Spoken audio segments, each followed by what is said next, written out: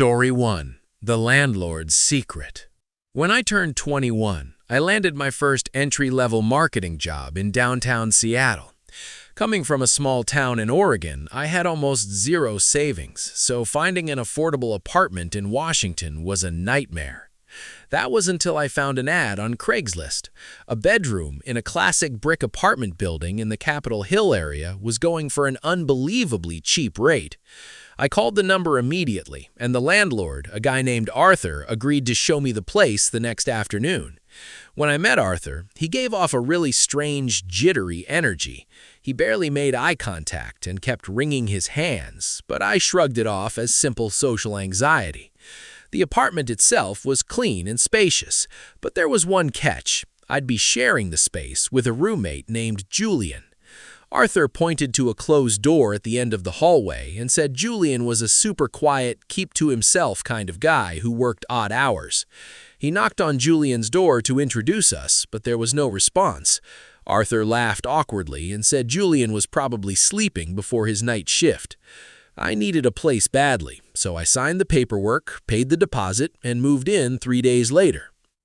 When my brother helped me carry my boxes upstairs on moving day, the whole time we were hauling stuff back and forth, Julian's bedroom door stayed shut, but we knew he was in there. We could hear the heavy floorboards creaking as someone paced back and forth inside. I figured he was just antisocial and didn't feel like making small talk with strangers. After my brother left, I sat on my bed, ate some leftover takeout, and turned on a movie. That's when I heard Julian's door latch open. Thinking this was my chance to finally meet him, I jumped up and went to my bedroom door. But before I could turn the knob, the front door to the apartment slammed shut. I stepped into the living room, but the apartment was completely empty. I went back to bed, assuming he'd just stepped out to grab food. Around 2 a.m., I woke up to the front door closing again. Heavy footsteps walked down the hardwood hallway and stopped right outside my bedroom door. I sat frozen in the dark. Looking down, I saw the shadows of 2 feet blocking the warm light creeping in from under my bedroom frame. He didn't knock. He didn't say a word. He just stood there, breathing quietly, staring at my door. I was terrified. I didn't have a lock on my bedroom door, so I just gripped my bedsheets and waited in total silence. After what felt like 3 agonizing minutes, the footsteps slowly retreated down the hall, and his bedroom door clicked shut. For the rest of the night, I couldn't sleep. Every few minutes, I heard loud, muffled thuds coming from his room, like someone dragging heavy furniture across the floor.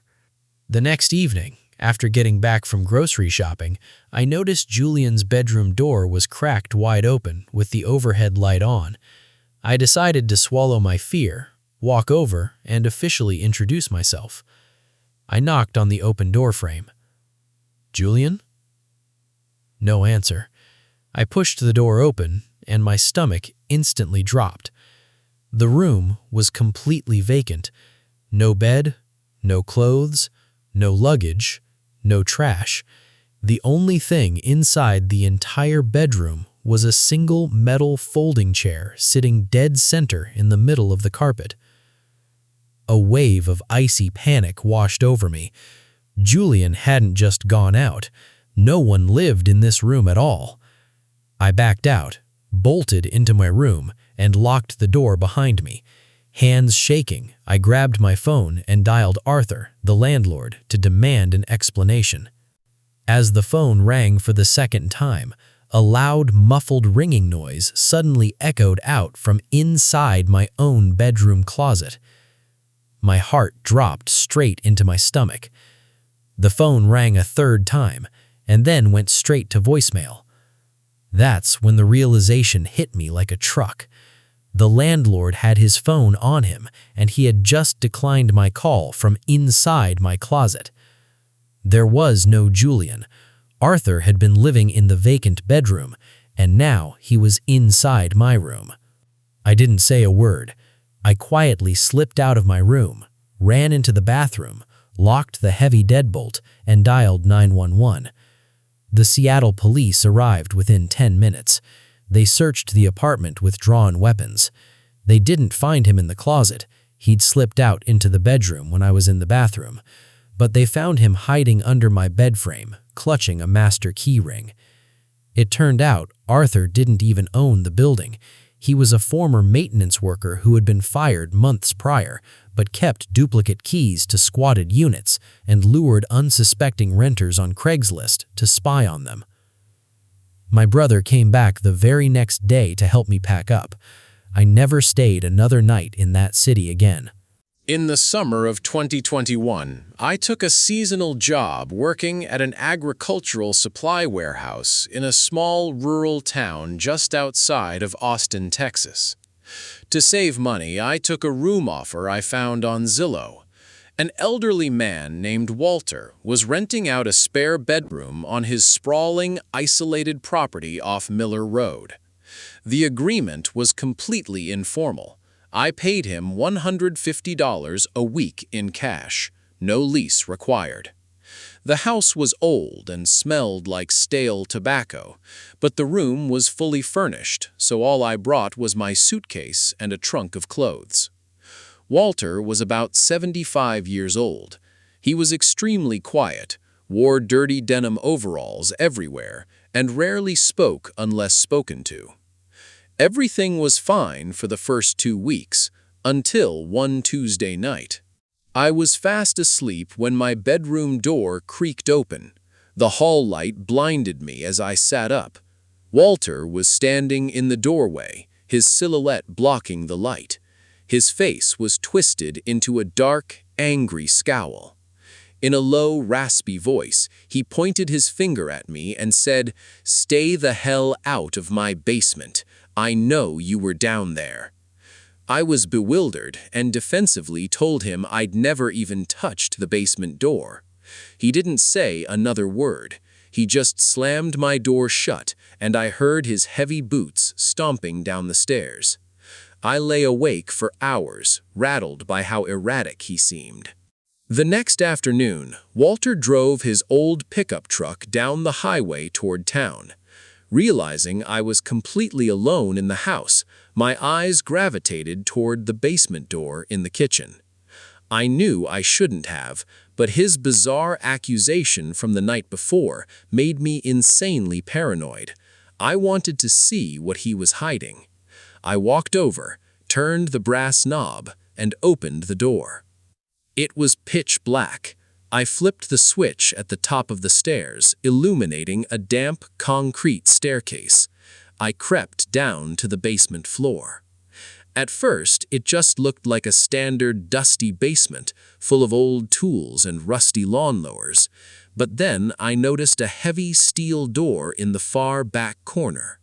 The edges of the door frame were sealed with thick, black weather stripping foam. I pulled the handle hard.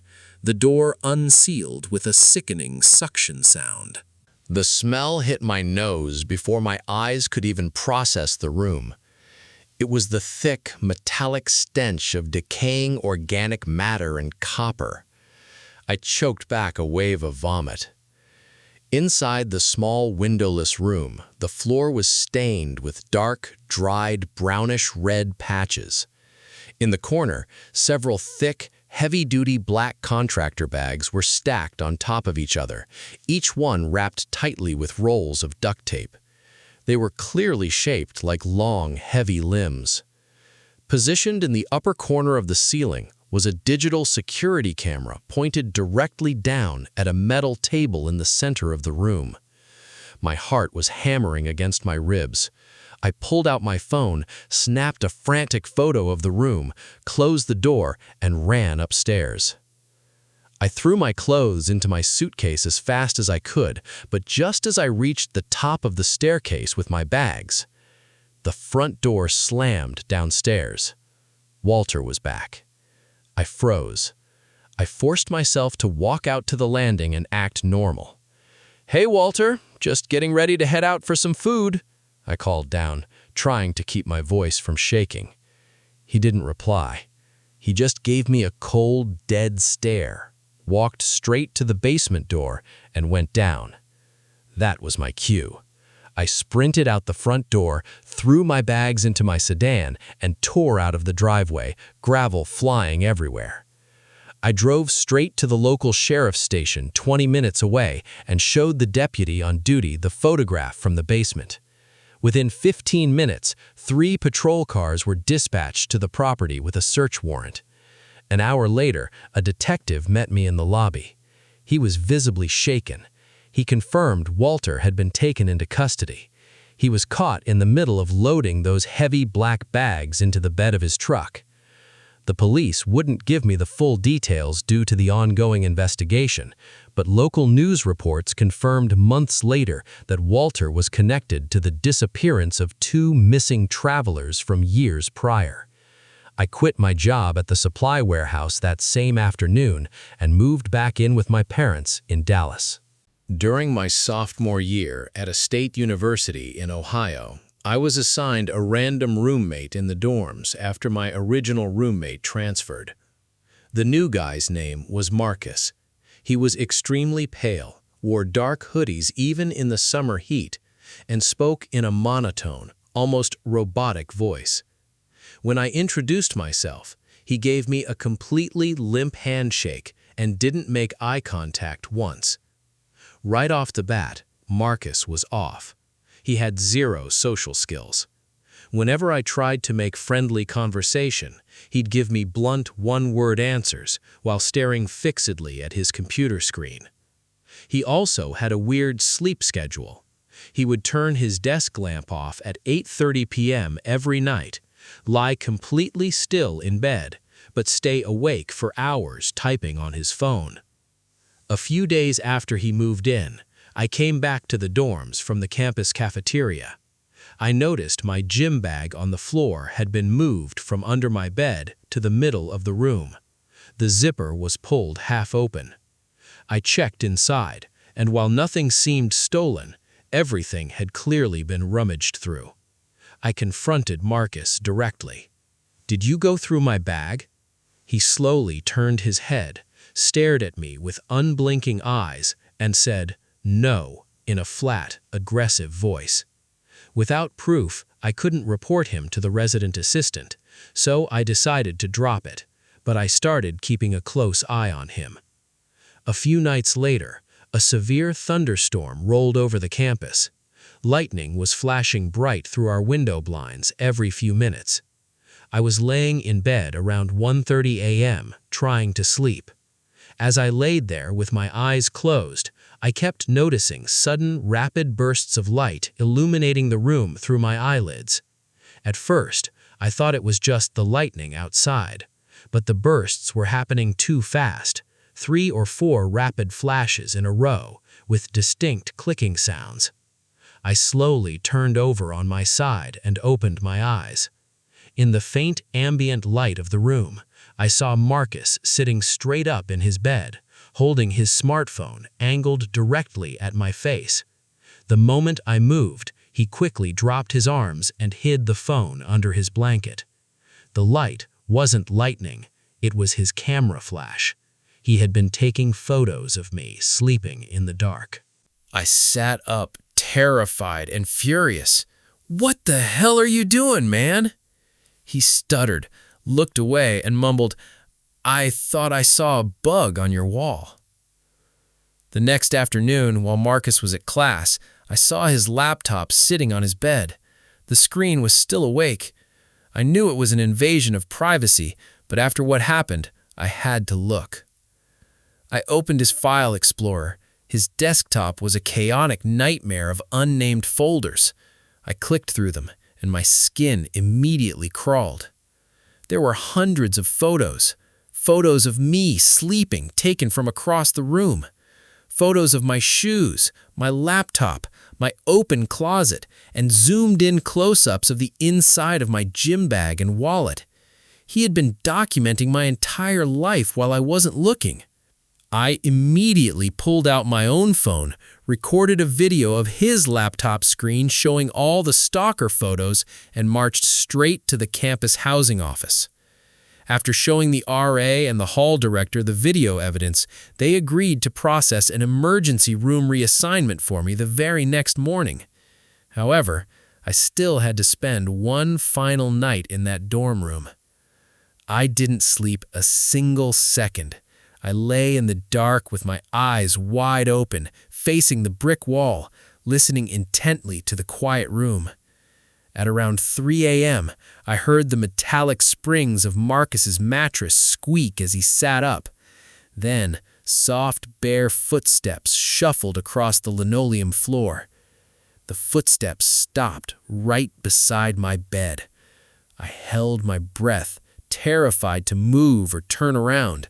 I could feel the cold air shifting above me. Then, I heard a faint, quiet exhale right over my head. Marcus was standing directly over my bed, leaning down, staring at me in the pitch dark. He stood there for 2 solid minutes without making a sound. Finally, I heard his footsteps retreat back to his side of the room, and the mattress springs creaked as he laid back down. I was packed and out of that room by 7 a.m. I never spoke to Marcus again, and campus security eventually escorted him off university property a few days later. But to this day, I still get chills wondering what he was planning to do while standing over me that night. When I was 23, I moved to Philadelphia for a new job. A family friend named Brenda offered to let me rent out a spare bedroom in an apartment she owned near the University City area. Brenda wasn't living there herself. She was subletting the 2-bedroom unit to help pay her mortgage. The other bedroom was being rented by an elderly woman named Clara, who was around 68 years old.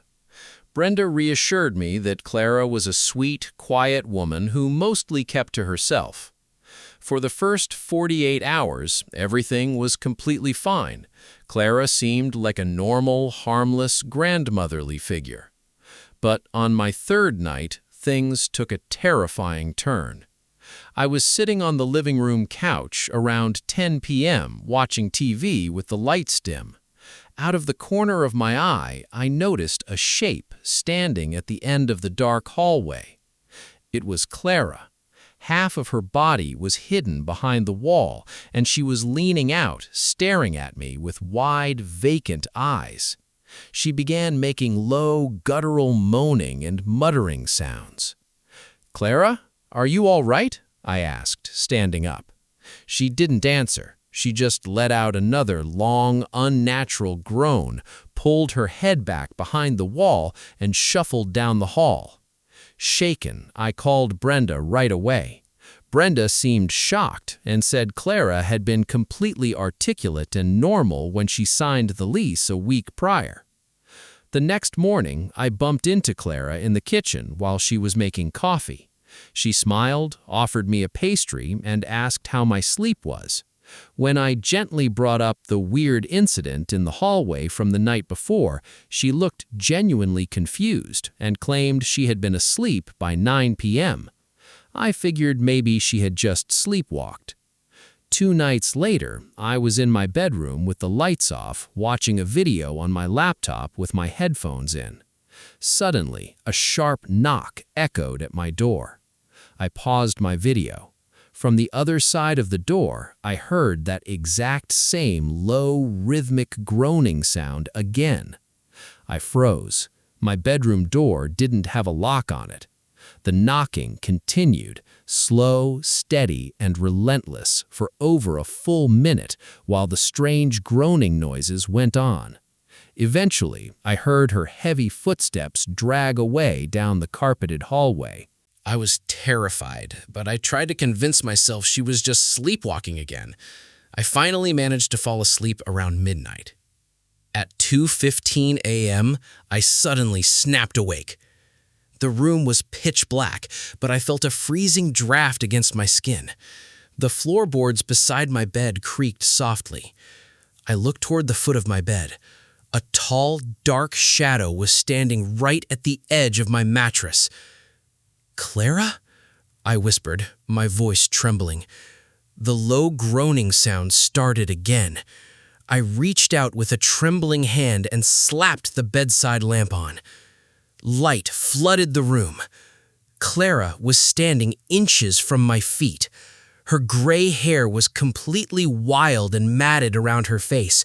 Her eyes were rolled slightly back, and in her right hand, she was tightly clutching an 8-inch serrated kitchen knife. I screamed at the top of my lungs and scrambled backward against the headboard, pulling the blankets up to my chest. Clara didn't lunge. She didn't attack. She just stood there in her nightgown, rocking back and forth on her heels, making those horrific groaning noises while staring blankly at the wall behind me. After 10 agonizing seconds, she slowly turned around and walked out of the room, dragging the knife along the doorframe. The second she cleared the threshold, I leapt out of bed, slammed the door, and shoved my heavy wooden dresser against the doorframe to barricade it. I spent the entire rest of the night huddled in the corner of my room with a heavy lamp in my hand, dialing Brenda continuously until she finally picked up at 7 a.m. When Brenda arrived with the police later that morning, Clara was sitting at the kitchen table drinking tea, acting completely normal, with zero recollection of holding a knife or entering my room. It turned out Clara suffered from severe, undiagnosed sundowning syndrome, a psychological condition associated with dementia, where individuals experience extreme confusion, paranoia, and violent nighttime psychosis once the sun goes down. Brenda broke the lease immediately, and Clara's family was contacted to put her into a specialized care facility. I packed my belongings that afternoon and moved into a single-bed studio apartment across town. I paid double the rent, but for the first time in months, I finally had a deadbolt lock on my door.